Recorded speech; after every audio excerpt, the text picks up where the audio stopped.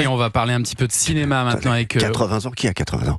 On a du mal à y croire. C'est pas possible, c'est pas cette personne en tout cas. C'est pas possible.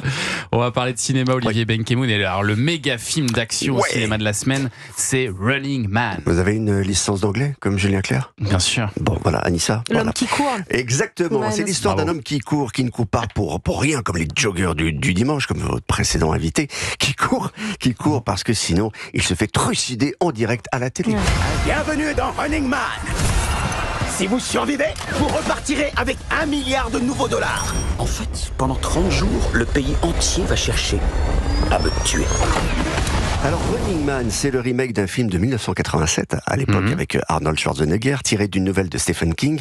Et à l'époque, Stephen King trouve que les Américains sont obsédés par la télé, que la télé devient voyeuriste. Et il imagine un pays qui est devenu une dictature où le seul divertissement, ce sont les nouveaux jeux du cirque, sanglants, violents et en direct.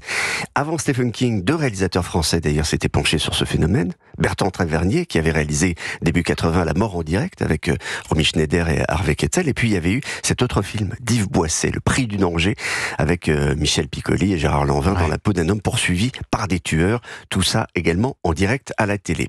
Alors, Stephen King avait sans doute entendu parler de ces 2 films français, je dis rien, mais pour vous dire que le concept de la chasse à l'homme en direct à la télé n'est pas un concept nouveau, mais dans la version 2025, il y a énormément d'action, de cascades, d'explosions, de poursuites, de bourre-pif, donc c'est intense et ça coûte plus de 110 millions de dollars. Quand même. Et voici les règles du jeu énoncées par le maître de cérémonie. Bienvenue dans Running Man. Les concurrents seront traqués pendant 30 jours. N'importe qui a le droit de vous tuer. Traquez-le, bon Dieu! Si vous survivez, vous repartirez avec 1 milliard de nouveaux dollars. Le héros, c'est Ben Richards qui a perdu son boulot, qui est blacklisté par ses employeurs, qui par ailleurs a un enfant malade et pas les moyens de payer les soins, et donc il va accepter en dernier espoir de participer à ce jeu, tenir 30 jours avec une meute d'assassins à ses trousses. Les chasseurs sont évidemment surarmés, survitaminés, ils bénéficient de la très haute technologie, des drones, des caméras, des radars. Chaque jour, Ben va devoir prouver qu'il est en vie en envoyant une vidéo, ce qui va lui permettre de faire passer des messages politiques, sociaux, anti-tyrans, qui vont lui attirer la sympathie des gens, qui sont complètement accro à ces jeux du cirque moderne.